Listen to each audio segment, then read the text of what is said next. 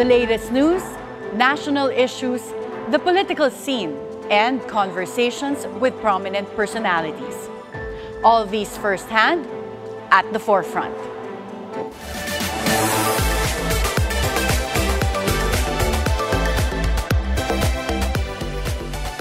Good morning. I am attorney Karen Jimeno. It is not just celebrities who have thrown their hats in the 2025 elections. Some social media influencers and vloggers have joined the fray as well. Can they turn their significant number of followers on their social media accounts into votes and secure a political post? A once student activist of PUP, a political TikToker, the first nominee of Kamanggagawa party list, Ellie San Fernando. Good morning, Ellie. Good morning, mga boss. Good morning. Nandito na tayo ngayon sa Bilyonaryo with Attorney Karen. Ellie, you have almost 1 million followers on TikTok, but we don't really know you personally. So let's try to find out more about who you are. I'm going to give you categories and you give us your top 3 answers. So first, people who have molded you. Siguro una dyan, Attorney Karen, parents ko. Tapos mga professor ko. Sa parent kasi, mother ko, lagi niyang tinuturo sa akin, fight for what is right. Kaya hanggang ngayon, dala-dala ko yun eh. Even nandito na sa politika. So, yun yung mga nagdala sa akin ng mga ganitong prinsipyo. Mula pagkabata hanggang ngayon. So you have parents, professors. Sino yung pangatlo? Mom, dad, tapos isang professor. May isang professor. Yeah. What subject? Economics. Economics. And that's your specialty, economics. Yes. Most memorable moments growing up? Siguro, nung sabay-sabay kaming nag-aaral na magkakapatid. Kasi syempre, magulang ko is a teacher. So, memorable sa akin yung paano kami ginapang ng mga magulang namin para makapagtapos ng pag-aaral. So, yun ang pinaka-memorable sa akin. Kaya, mula nung ako'y nag-aaral, lumalaki, talagang na-invite sa akin yun eh. Yung papaano dapat nagtatrabaho at papaano pinagsusumikapan. So, pag-aaral, ano pa yung dalawang memorable moments for you? Siguro nung nasa university na ako. Kasi dyan na ako formally napasok sa sa advocacy work. So talagang maingay, napakaingay ng mundo sa university. Third one? The third one, nung nagtrabaho na ako. Saan ka unang nagtrabaho? Sa iBank Foundation of the Philippines. iBank. Is that a foundation? Non-government organization based in Philippine General Hospital. Okay. And what does iBank do? Actually, siya lang ang natatanging iBank. Mata talaga, usapin sa mata. Okay. So, corneal transplantation. So, I was the community relations officer of iBank Foundation of the Philippines. Okay, that's very interesting. Yeah. Places you like to be most of the time? Top 3. Madalas kasi ako una sa opisina.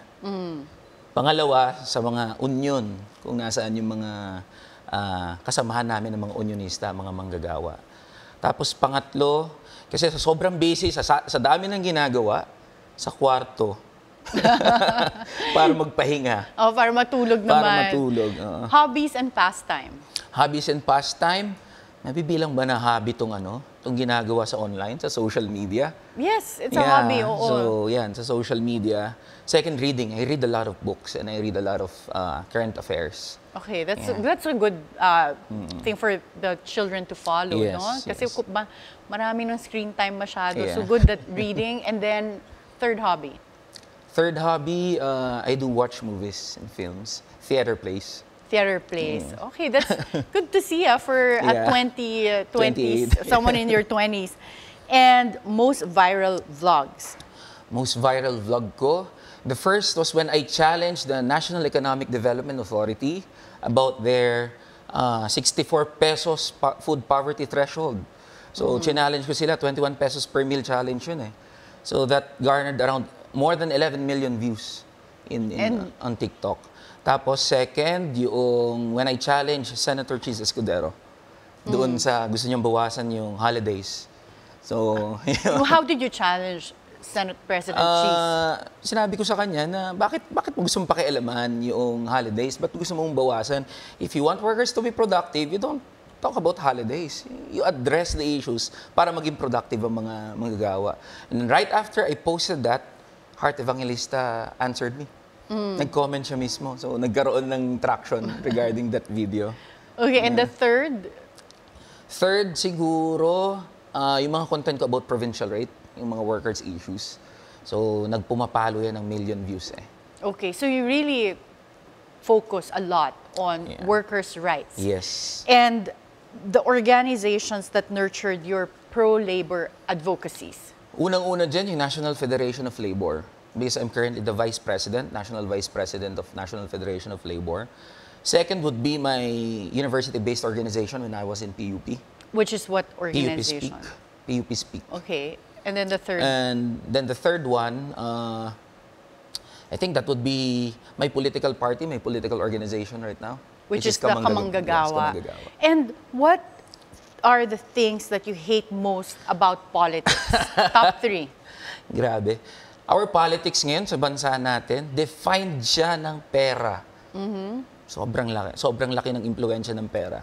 Second, hate ko sa politics, nagbabaragan kayo, nagdudurugan kayo ng pagkatao sa politika sa Pilipinas. But it's needed eh. Kailangan. Do you think right now that is what the administration is doing to the Dutertes, yung nagdudurugan? I think yes. Ganoon naman ang politika natin. Gaya ng sinabi ko. Politika natin, karakterize siya na talagang siraan, durugan, sisirain yung pagkatao ng mga kalaban sa politika. So, and the 3? Number 3? Siguro, so pera, mga baragan ng character. Siguro our politics is run by, sorry, Attorney Karen by billionaires. Billionaire. Yeah, mga that's bilyonaryo. Well, that's why you're here, so you have that platform to to introduce your advocacy here in Billionario. Things you like about politics? Lagi naming binabanggit, ang politika naman kasi, it's how you relate with other people. So kung paano ka makirelate halimbawa sa mga manggagawa, yun yung politika mo. So one thing I like about politics is nagiging pagkakataon to para maipakita sa mga tao anong klaseng tao ka. So yun reflection yun eh. So that's what I like about politics. Second, nabibigyan ng pagkakataon to really explain your principles, who you are, your advocacies. And then third, pinakamahalaga dito is struggle kasi ang politics, Attorney Karen eh. When I say struggle, kailangan ipakita mo talaga gaano katama yung binabanggit mo, gaano katama yung mga sinasabi mo. So paniniwalaan ka ng tao if they believe in you. Paniniwalaan ka ng mga tao kung nag-share sila ng same sentiment as you. So you think authenticity is yes, really important? Yes, authenticity is important. And do you think that's also how you garnered a lot of followers? Yes. And so now that we're going to your advocacies, let's talk about your background. Yeah. So you were an activist when you were a student in PUP. But how did you become more of really someone that advocates for workers' rights? Paano ka namulat sa concerns ng mga manggagawa? Alam mo, Attorney Karen, nung nag-aaral pa ako sa PUP, kasi pagpasok mo ng PUP, yung komunidad ng, mahihirap na komunidad yun eh. So I was asking myself, bakit kaya dito sa labas ng PUP, may mga pamilya na natutulog sa isang trolley? So 5 miyembro ng pamilya, pinagkakasing sarili nila sa trolley. May natutulog din sa pedicab. While on the other side, makikita ko, bakit naman dito sa kabilang banda, may mga tao nang gaganda ng mga bahay. So, the concept of inequality, buong-buo sa akin yun nung nag-aaral pa lang. So, kaya nung pumasok ako sa PUP, naghanap talaga ako ng mga like-minded persons na, sino kaya yung mga tao dito na may same belief as me. So, ngayon, tumakbo kami ng student council as independent, tapos namolde na doon. Hanggang nakilala ko along the way, yung mga unionista, mga manggagawa. Kasi lagi namin binabanggit sa PUP, ang dahilan kung ba't kami nakakapag-aral sa PUP ay dahil sa mga manggagawa rin. Without the taxpayers coming from the workers, hindi kami makakapag-aral sa PUP. So napakalaking bagay nun eh. Sinabayan pa yan ng iba't ibang mga social realities inside and outside PUP. And in PUP, nagtayo ka ba daw ng organization that competed with LMS? LFS. LFS, yeah. Yeah, our political party, yun ang kalaban ng League of Filipino Students and other student formations na affiliated with them. Bakit ka nagtayo ng opposing organization? Why not just join LFS? Yeah. Tama yan eh. Tinanong din sa akin, bakit hindi ka na lang sumama? Kasi parehas naman kayo halos ng pinaglalaban. Nakita ko na may pagkakaiba doon sa pamamaraan namin as to how we fight. In what way? Halimbawa, doon sa student council, mga issues very specific sa campus. So may mga hindi kami pagtatagpo doon sa mga issues sa campus. Pangalawa, political and ideological differences. In what way? Masyado bang leftist for Hindi yung naman sa LFS? masyadong leftist eh. Tingin ko doon sa how they view the Philippine society, paano nila nakikita yung problema ng lipunan natin. So, hindi ako nag-agree doon sa ilan sa mga sa mga pinaglalaban nila. Pero hindi ko naman iniaalis na parehas kami mga aktivista. Hanggang ngayon, aktivista. Proud ako sabihin, Attorney Karen, aktivista ako. May pinaglalaban sa buhay, lalong-lalo na sa issue ng mga manggagawa. And right now, you are the National Vice President Yes. of the National Federation of Labor. Are you the youngest Yes, I'm the to youngest. serve as Vice President? I'm the youngest. The National Federation of Labor is one of the oldest federations in the Philippines. So, in last Congress, I was elected as the Vice President ng NFL. At isa sa mga trabaho ko, dahil nga bata, yung media and communication, media relations and communication. Kaya naging sikat, nakilala rin ako sa social media. Pero, Attorney Karen, ipasok ko lang, no? Even before ako maging content creator, if that's the term, talagang ang issue na namin mga manggagawa. Ginagamit lang namin itong mga social media platforms to popularize working class issues. And you only started vlogging in June 2024, Yes, June, and now you have almost 1 million followers. Yes, Paano mo ginawa yun? Hindi namin ina-expect, Attorney Karen, kasi nung nag-umpisa ako, I wasn't expecting na may manonood na 100,000s or millions ng mga viewers. Pero nung nag-umpisa na ako magsalita about provincial rate, about working class issues, nagulat ako, pumapalo ng 100,000, pumapalo ng millions. So, tinuloy-tuloy namin yun. And I guess this is where you see na common concern talaga siya ng mga tao. So, nung napansin ko, ay, teka, ang daming nanonood. Ibig sabihin, issue to ng mga manggagawa, issue to ng ordinaryong Pilipino. So, sinundan ko ng sinundan. Hanggang pumasok na sa mas marami pang issue outside doon sa provincial rate, wages, etc. Pumasok na doon sa mga politiko na hindi ginagawa, yung kanilang mga trabaho. So, binabanatan yun. And people seem to relate dito sa mga issue na to. Ang daming galit sa nangyayari sa lipunan natin. At di sila makapagsalita. Tingin ko, na-channel nila yung galit nila and frustration nila sa nangyayari sa lipunan natin, sa ekonomiya natin, sa politika natin. Na-channel na yun through me. Kaya pumalo ng millions of views And you also have a billboard, I think in C5, Buting Flyover, that poked fun at politicians. Yeah. Can you tell us what message are you trying to Yeah. convey with that billboard? Honest to goodness naman yung billboard na yan Una, patama yan sa mga politiko. And this was before you decided to run? Yes, even So before. talagang nagpa-billboard ka na Yes. bago ka pa mag-decide tumakbo? Patama yan kasi, biruin mo, wala pang kampanyahan, wala pang eleksyon, and politicians who are eyeing for different positions, bilyon-bilyon na yung ginagastos nila. Hundreds of millions of pesos are being poured sa pagpapagawa ng mga tarpaulin, ng mga billboard. Tapos, lahat sila pinag-iingat sa biyahe, tayong lahat, yung mga manggagawa at saka yung ordinaryong Pilipino. So ito yung billboard mo, ingat po sa biyahe, tatakbo kasi ako sa election. Pinag-iingat sa biyahe. Na alam naman natin lahat na ang rason, ba't pinag-iingat sa biyahe? Kasi tatakbo sila sa eleksyon. Gusto lang nila magpakita ng mukha at pangalan. Bakit hindi nila diretsuhin na lang na ingat po sa biyahe, tatakbo ko sa eleksyon? Kaya yung billboard na yan, yun, patama sa kanila mismo. But how did you afford this billboard? Sino naman ang nagpa-fund sa'yo? Sabi nung iba, may pera ka naman pala, Ellie. Hindi, yan, pinag-ambag-ambagan yan. Mga kaibigan na naniniwala doon sa advocacy, mga kaibigan na nanonood doon sa social media platforms. Sabi nila, sige, asarin natin yung mga politiko na yan. So, nung ginawa namin yan, nag-chip in lahat ng mga kakilala at mga kaibigan. That's why naka-afford kami ng billboard. Well, a lot of people are saying now that party list elections are also very expensive. It has become super Yes. expensive. So, how do you intend to fund a national campaign? Ito ang kaibahan namin, Atty. Karen, sa mga party list. Kung yung ibang party list, pinopondohan ng mga mayayaman na grupo, ng mga maimpluwensyang mga pamilya at mga politiko, Kamanggagawa party list is run by the members themselves. Ibig ko sabihin dyan, ang mga miyembro namin mga union eh. Mga miyembro namin mga manggagawa eh. So may mga nag-chip in yan. Nag-aambag ng kanilang union dues, binibigay sa kamanggagawa. Some of them iniipon mula doon sa mga sahod nila, pinag-aambag-ambagan. Kaya yung kamanggagawa, pag sinabi naming pinapatakbo ito mismo ng mga manggagawa, literal yun. Kasi walang ibang pinagkukunan na pondo yung kamanggagawa eh. Kaya ganun na lang din yung tapang siguro namin, Atty. Karen, kapag ini-expose sa ibang mga party list. Kasi the party list system is intended for marginalized sectors, especially the workers, to have a voice in policy making. The problem is, yung mga nasa party list ngayon, hindi naman marginalized yan eh. Hindi marginalized yung mga yan. Kaya kapag, alimbawa, nakakausap ko sila, hinahamon ko nga sila ng debate. Tignan natin, sino mga party list na talagang marginalized.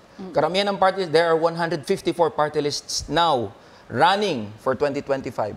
O ngayon, sino dyan yung mga talagang galing sa mga manggagawa? So, karamihan dyan, mga bilyonaryo, karamihan dyan, galing sa mga political dynasty. And in your case, ano yung budget na sinet ninyo? Meron ka na bang budget for the elections? Alam mo, Atty. Karen, mahirap mag-set ng budget kung wala ka namang budget na Well, Doc Willie said, Doc Willie Ong, for his Senate campaign, sabi niya 500,000 pesos. Kayo ba may number in mind na kayo? Tingin ko baka ganong figures din. Pero again, sinasabi ko nga, Atty. Karen, mahirap mag-budget kung wala kang iba-budget in the first place eh.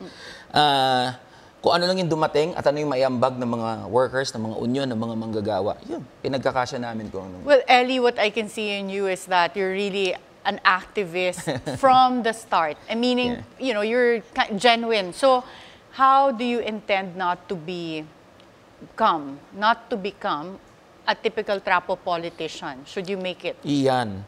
Laging tanong yan, Atty. Karen, sa TikTok tsaka sa iba't ibang social media platforms. Ang diferensya kasi, hindi ako politiko. Yun ang naghihiwalay eh. Ang mga politiko, pwedeng sabihin yan kada eleksyon, they will fight for this, they will fight for that, papangako nila langit, lupa, tsaka mga between. Anything, papangako nila. Pag naupo na, wala na. Kasi hindi naman totoo mga pinagsasabi nila. Ako, danas ko yan. Mula estudyante, pagka-graduate, hanggang graduate ako, manggagawa ko through and through. So, hindi ka magbabago? Hindi. Okay. Yan nga ang challenge ko, Atty. Karen eh. Kapag nagbago si Ellie San Fernando, once nakatawid sa party list, at sabihin natin, tumaliwas doon sa mga pinapangako ko, online and offline, i-bash mismo ako ng mga manggagawa. Pero again, titindigan ko, mula noon hanggang ngayon, hindi ako umalis doon sa advocacy ko. And that's our difference sa mga politiko. Thank you, Ellie. Thank you. We'll still have you later, but after this, we'll have another political vlogger joining us. At the Forefront will return after a short break.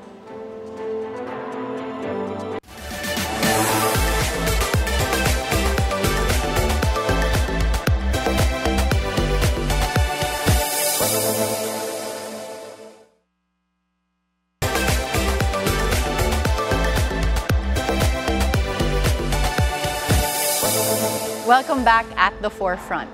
And now we have a sidekick of Ronald Llamas and Richard Haydarian during political discussions, a political vlogger with more than 200,000 subscribers on YouTube, running for a Senate seat next year, Mr. Mark Gamboa. Good morning, Mark. Good morning! Yun. So, thank you very much po sa Bilyonaryo for inviting me here. Welcome po sa aming palabas. Ay, nakisama, di ba? So, thank you very much, Atty. Karen, for having me. At good morning po sa inyong lahat. We're happy to have you here. And we want to get to know you better. So we'll be showing you pictures on the LED of things that have something to do with you. Okay. And give us a brief description of what comes to your mind. Thank you. Okay, sige, let's start. First picture.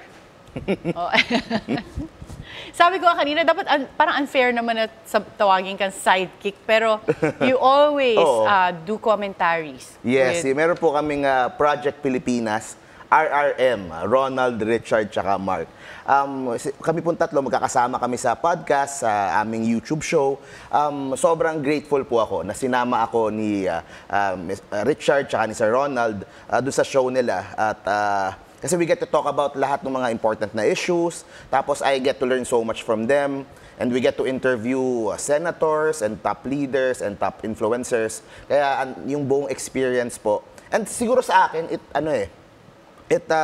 doon ako crossover lalo na sa side po ng yellows, pinks, progressives. Kasi po doon sa vlog ko, it's more on pro-admin, it's more on Isko, Vico, yung content. So, pag magkakasama kami dun sa podcast, I reach a new audience. So, I get to talk dun sa mga kababayan natin na more on dun sa camp ng nila Lenny, Paano kayo nila nagkakilala Risa. nila Ronald and Richard?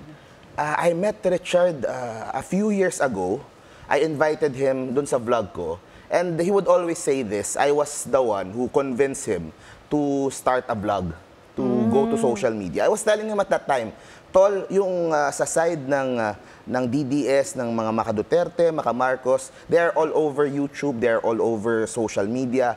Wala akong nakikita doon sa side ng liberal or ng progressives or ng wala pang pink at that time. Pero I was telling him, we need more people on that side na active sa social media to balance out So things do sa you social media. identify yourself as a pink, a liberal? Yun, sa vlog ko po, I identify as pro-Isko, pro-Vico. So, more on color blue. The last elections, I'm not even aware na may color blue. Ano ba what does that stand for politically, ang blue? Blue po kasi is color ni Isko Moreno, color ni Vico Soto. So si Vico Soto stands for transparency, good governance. Si Isko Moreno, it's all about minimum basic needs, yung mga housing, healthcare, education. So yun po yung mga pinaglalaban nung dalawang idol ko na yon. And yun po yung gusto kong dalin din sa Senado if ever po bigyan ng chance ng tao. But why specifically those two politicians? Bakit sa kanila yung affiliation mo and why do you focus on them in your vlogs? Matagal na ba kayo magkakilala? Si Yorme Isko, I've met him back in 2007. Matagal ko ng kaibigan. So, I would support every once in a while. Pero nung nag-vlog po ako, and once he became mayor, doon ko nakita yung yung magandang klase ng leadership that I would like kumbaga to spread more sa bansa. Si Isko kasi you would see yung sa mga posts na social media, sa live niya, he would talk directly to people, tapos makikita mo siya sa kalsada, we would go to the slums, to the different areas na kailangan siya. So gusto ko mas active sa social media at diretso sa tao yung tulong and yung mga projects that would directly benefit people. Like I said nga, mga pabahay, schools, Okay, basic needs, as hospitals, you said. basic needs. Let's look at the next picture. Yun. Yung may rock band ka Yun pala. po. Kailangan Medyo, mag-sample ka ng 100 kanta pounds dito. ago yata yun. tsaka makapal-kapal pa yung buhok ko no, at that time. Ayun. So, bakit mo give up naman ng rock band mo? Hindi ko naman siya give up. Actually, sa election, gusto ko ding mag-concert sa mga campaign Hindi, it's my passion, yung music talaga. Yung banda ko, we've been together since high school, tas we're still playing now. Where And, do you play? sa different bars. And nung huli lang, nung birthday ko, we got a chance to play. Tapos, siguro this election nga, gusto ko mag-perform din kahit papaano sa pagdating sa kampanya para makita naman ng ibang tao yung softer side ko. Hindi lang What yung type of songs do you play? mga love songs. Love songs. Oh, may mga rock music din, ganun. Pero lahat naman ng klase ng kanta. We get, I also Ano write, yung favorite song mo to sing? Favorite song to sing? Ano ba? Your Song, yung kay Elton John. So Ayun. talagang more love songs, More hindi on- hard rock. May hard rock din, mahilig din. So Okay. yung banda ko na yun, long hair ako, mahilig din sa alternative, hard rock, mga 90s rock. Kasi yun yung panahon ko. So you sing and play the guitar? Yes, play bass guitar. So yun Okay, bass guitar. And are you going to run with the political party? Or no, are you... I'm running as an independent. Pero I'm going to help. I have friends po running for senator. So tutulong po ako, sasama din ako sa kanila. Nandiyan Katulad nino? Doc Willie Ong is running for senator under Action Democratico, yung party ni Isko. Tapos si Colonel Congressman Bosita. from One Rider Party List, is also a good friend. He's running also as an independent for senator. So, meron po tayong mga kaibigan na they're also very active sa social media. So, yun po yung pagkakapareho namin eh. Mas nakilala sila sa social media, pero makikita mo na yung pagsisilbi at yung pagtulong sa tao and yung pagbabago sa sistema ng gobyerno ay nandoon. Bakit hindi ka nag-aksyon demokratiko now with your run for Senate? Kasi po I decided last minute to run. Tinanong din ako actually ng mga kaibigan natin na nandoon, but hindi mo... Kasi up to the last minute, I was still undecided kung tatakbo ba o hindi. Pero nung panahon na nung filing, a day before, tinawagan ko yung lahat ng mga kaibigan natin sa politika. Nagpaalam ako, nag-courtesy ako. Sabi ko, I will run as an independent and susubukan ko lang. Kasi no one naman is expecting someone like me to have a chance dun sa eleksyon. Pero I want to prove to people na hindi mo kailangan ng daang-daang milyon para tumakbo at para to do well sa elections at kayang daanin sa lakas ng loob and sa social media. So may budget ka na ba in mind? Siguro kung si Doc Willie, magkano? 500,000. Siguro mga 600,000. So konti, a little more. Taas na ng konti. Dadaanin mo na lang sa akin sa band at sa social media. media. Lang sa, joke lang. Dadaanin lang sa lakas ng loob and siguro yung 500,000 niya, 600,000. May 1.1 na kami. Pwede. Laban na yun, laban na yun. Sige. We'll look at the next picture. Ito ang iyong product line. Yun, Erase Beauty Care. Yes. Bakit naman pampaganda ang naisip mong negosyo? Yan po talaga ang linya ng aking pamilya. My mom is a dermatologist. Hello, Marietta MD. Kamusta po, my mom? Yung dad ko is a businessman. Partner po kami dito sa Erase Beauty Products. And available po kami sa all major outlets nationwide.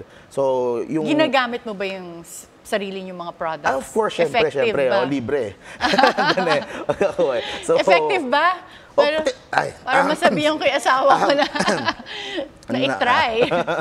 Of course. Very effective yung produkto namin. And after I started pursuing vlogging, medyo nag-step back ako sa business. So, dad ko yung nagpapatakbo ngayon. Pero tuloy-tuloy pa rin yung mga Erase Beauty products. Okay, I still promote it. And we also have, we call it free facial sa barangay. So, yun naman pala, may pang-campaign ka. Yun. So, pupunta-punta kami sa iba't ibang barangay, magbibigay kami ng free derma consultation, free facial services. At the same time, we promote yung paano alagaan yung skin and yung mga produkto na din But namin. I think that's very important to do sa mga barangays kasi it's a luxury that a lot of people can't afford. Let's look at the next picture. Yun. This is Models of Manila. And this is your YouTube channel. Yes. Bakit naman yan ang pangalan, Models of Manila? Kung ako yan, iisipin ko mga models as in yung mga magaganda at mga buff na guys. Parang si Eli, Ayun. Bakit ito ang napili mong pangalan? Hindi, Models of Manila. Kasi po, models po talaga yung content namin before when I started. Like, 2016, fashion models? like fashion models, Okay. influencers, pero mostly social media influencers. Doon po talaga kami nagsimula. I started in 2016. It's sort of like an influencer agency. So parang manager, like you manage parang these agent, models. Okay. Na yung companies would get 10 models for their brand, so they would contact me, I would contact the models. So since 2016, I've been working with the freelancers, with the event models, para po dun sa mga promotional needs ng iba't ibang So kumpanya. paano ka naman nag-shift bigla to political vlogging? Because that's so far from the content of models Of and Manila. and having brands. I started the YouTube channel, Attorney Karen, nung 2018. Puro models yung laman nun nung umpisa. Tapos the shift came nung 2019, May 2019, nung nanalo si Vico Soto as mayor ng Pasig. I just made one video, nag-react ako kasi during that time parang he was being harassed after he won. Tapos nag-viral yung video, it received a few 100,000 views. Tapos tinuloy-tuloy ko na. So, naging Vico serye na siya. Tapos, it was also the same time that Isko Moreno won. Pagpunta ko ng Divisoria, wala nang mga mga vendors doon sa kalsada. So I started vlogging about Isko Moreno and Vico Soto. So doon na nagsimula yung aking career as a political vlogger and I enjoyed it very much. Sobrang masaya ako. Let's look at the last picture. Ayan. Yun.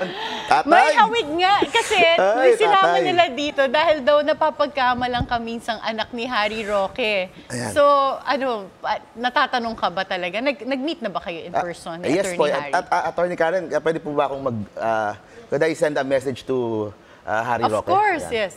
Ayan, Tatay Harry, nandito po ako ngayon sa Bilyonaryo News Channel. Okay? Tumatakbo po akong senador. Sana po proud kayo sa akin.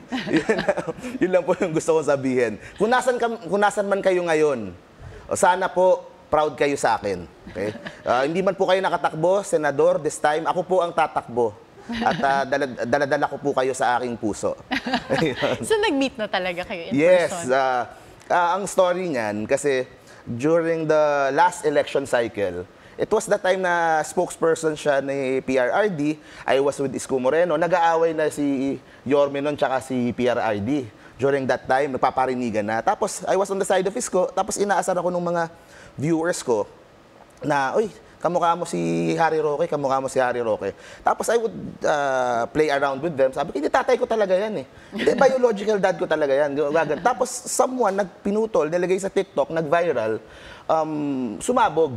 So it came to a point na kailangan mag-issue ng statement si Spokes Harry Roque na wala siyang anak sa pagkabinata. Kaya lumabas sa mga major news outlets, sa mga broadsheets na Harry Roque denies having an illegitimate son, ganyan-ganyan. Ayun. So tapos we met each other sa Cebu na. Naalala ko nun, nasa harapan pa ni Governor Garcia, ni Governor Gwen. Tinawag ako ni Yorme, Mark, Govo, anak ni Harry. So, yun, na-introduce kami ganyan. It's all fun and good now. So, although ngayon, medyo magkaiba kami ng politika at medyo magkaiba kami ng pinaglalaban ngayon, no? Pero blood is thicker than water. Sabi nga nila. Kahit na fake blood. Okay. Pero nakakatuwa kasi may hawig nga talaga. And now let's talk about politics. Bakit mo naman naisipang tumakbo as senator when you could aim for something I think that is less expensive and I think because of your following, kaya mo naman manalo if it were less competitive? Ano po eh. Sa totoo lang kasi, I was asked, ba't hindi ka na lang nag-local muna? So ako po, bumoboto po ako sa Bulacan. Doon po ako lumaki nung pagkabata ko. Ang problema ko, I will be supporting a lot of candidates this election. Like I said kanina, and mga different local. So iikot po ako ng bansa this election cycle. So I won't be able to focus on one province, one area, or one region. So national po yung aking pwedeng itakbo lang. Kaya po ako tumakbo kasi I believe na a simple act of running could help change the narrative, could help change the conversation. You could push your advocacies more. Tingnan nyo po, nandito ako sa Bilyonaryo News Channel and I really appreciate it na I get to talk about my advocacies here. And ako po, I firmly believe na na hindi po pwedeng paulit-ulit na lang na like Eli said, puro pera-pera yung laban. Yung pong they would use at least 500 million to win a senator.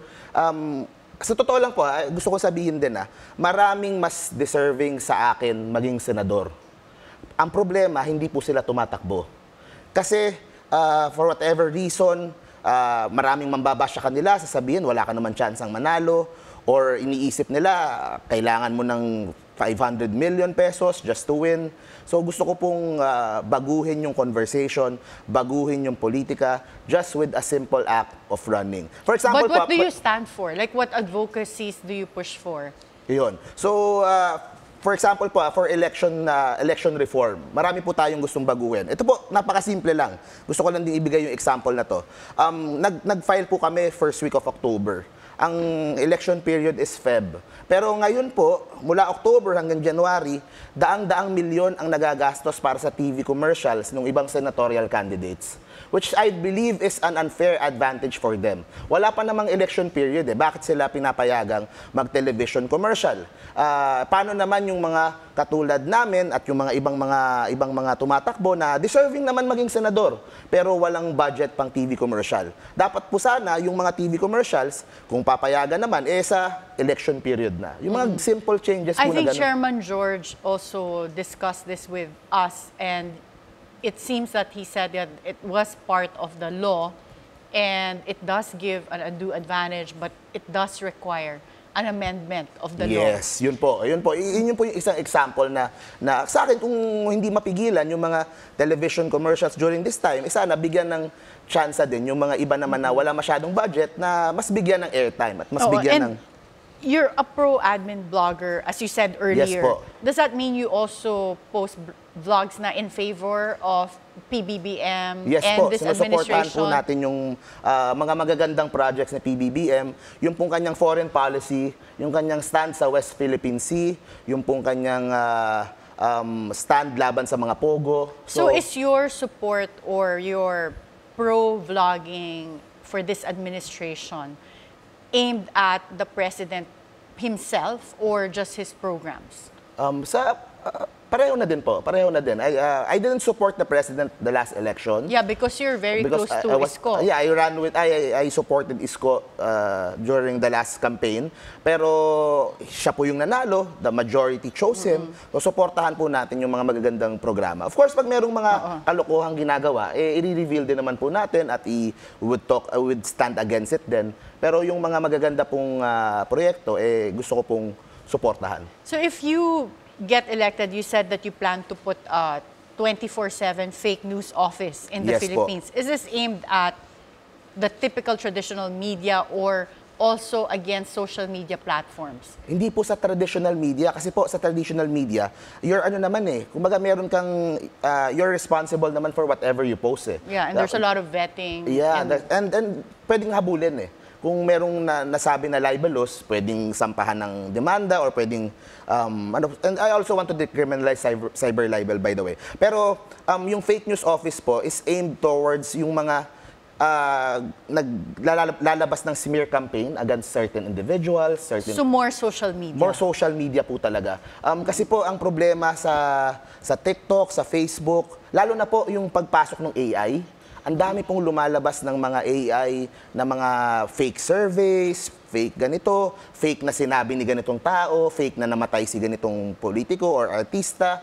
So, sa akin po, magandang merong taga-imbestiga kung sino po yung nagpapakalat ng mga ganyan at masulatan at kung merong mga batas na violate, sila po yung mag-pursue. Kasi po ngayon... Parang centralized in one fake news office. Centralized in one. Kasi ngayon po, kailangan mong mag-file pa sa NBI, kailangan pong hiwa-hiwalay pa siya. Hiwa-hiwalay, ang hirap eh. Tapos yung pag ordinaryong tao ka, wala ka ng oras mag-file ng kaso. So I'm not going after yung kunyari, mag-post ka lang, nagkamali ka ng post. Kung honest mistake naman, wala po yun. Pero meron kasing... Yung mga almost libelous. And after this, Mark, we'll have you and Eli together. But for now, we'll have to take a short break. At the Forefront, we'll be right back.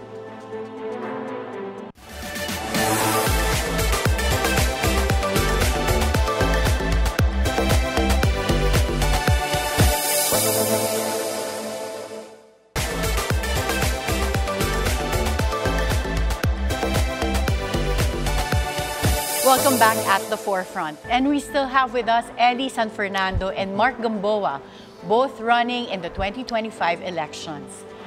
So right now, we want to get to know you both better. I'm going to give you two choices and then just pick one.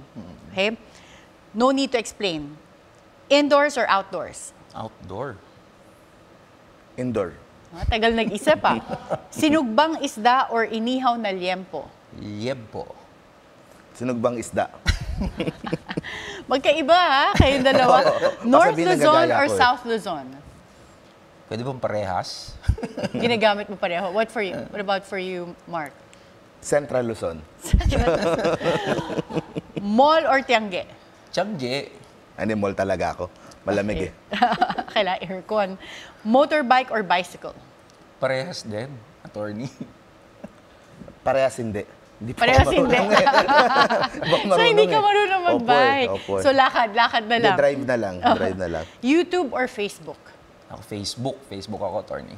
Ako, YouTube po. Oo, kasi doon kami channel eh. No? Tsaka inalis Mark? ni Facebook yung monetization, ang baba na eh. Kaya more on YouTube. Digital campaign or face-to-face campaign? Parehas to, attorney. Yeah, parehas din. So you'll both do that. Bakit hindi enough ang digital campaign? Kasi doon kayo maraming followers. Kailangan pa rin, sundan ng face-to-face, attorney Karen eh. Kasi hindi naman din lahat may access sa online. Sabagay, oo. So kailangan mag-iikot kayo. Yes. For these elections, you will go around the Yes, country. attorney. And syempre po gusto naming marinig yung hinaing nung sa iba't ibang probinsya, iba't ibang lugar. May kanya-kanya po silang yung pag sa social media, hindi naman nila makapag-open ng unlike pag face-to-face kayo. Masasabi nila kung ano yung nasa sa loobin nila. And running independent or with a political party? Ako, party list na ako, attorney Karen eh. So, with that's a my political party party. ka manggagawa. What about you, Mark? Ako, running as an independent but working with political parties that I believe in. Katulad ng Kamanggagawa Party List, number 87. Okay, economy 85 or... pala, sorry. O, iba pa yung kakampaign mo, ha? Okay, economy or social welfare? Ito pinagbabangga to, attorney Karen eh. Dapat parehas yan. You mean the ideas should Yes. coincide? Yes, attorney. What about you, Mark? Parehas din po. And give me a name of a politician you look up to. Parang wala akong mabanggit, attorney Karen. Halos lahat binabanatan ko eh. Well, I guess you do stand. Sino favorite mong banatan? Ngayon, Dole Secretary. I guess because it's related to your Yes. advocacy. Yes, And yung mga palagay mo ba, kulang pa yung mga reforma? Kulang na kulang, attorney Karen. And what about you, Mark? Politician you look up to? Speaker Martin Romualdez. Bukod kay Seryoso ka ba? yung ayuda, ang dami natutulungan, yung mga akap, tsaka yung mga Okay. ano. No, because the way you like said I it, I wasn't sure if you were joking Hindi, or you were serious. seryoso tayo. Okay. And of course, Isko Moreno, Vico Soto, Doc Willie Ong, and Bonifacio Bosita. And Sunny Trillanes. Yun. Okay. So, before we end this, I just want to know, what can you offer as vloggers to the public that a typical politician is unable to offer? Sino muna? Ikaw muna. Oo, kayo, whoever wants to go first. Hirap eh. Sige, ako muna. O, yun. Siguro po, I could be yung senador na nakakasama nila, nakakausap nila, may pakialam kung ano yung nangyayari sa buhay nila araw-araw. Kasi po, ganun din yung aking nararamdaman araw-araw. So kasama nila sa EDSA Carousel, kasama nila sa MRT, LRT, kasama nila sa iba't ibang aspeto po ng buhay, and someone po na who will talk directly to them and i-real talk sila kung ano ba talaga yung nangyayari. And would give mga good ideas to improve yung buhay nila.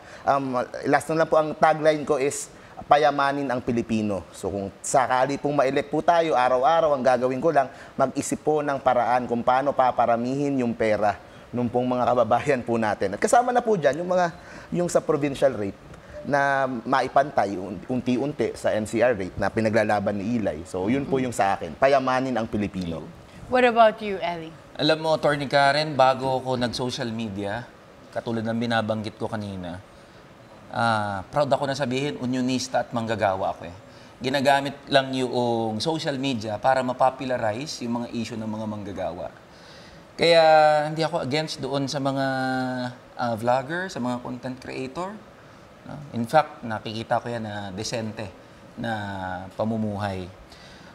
Sa mga tagapakinig at tagapanood natin sa iba't ibang mga platform, kung sawa na kayo sa mga politiko, sa mga traditional politicians na lagi na lang nangangako kada eleksyon, pinapangako langit lupa at saka mga bituin, diba? Na hindi naman natutupad, sumubok tayo ng mga bago.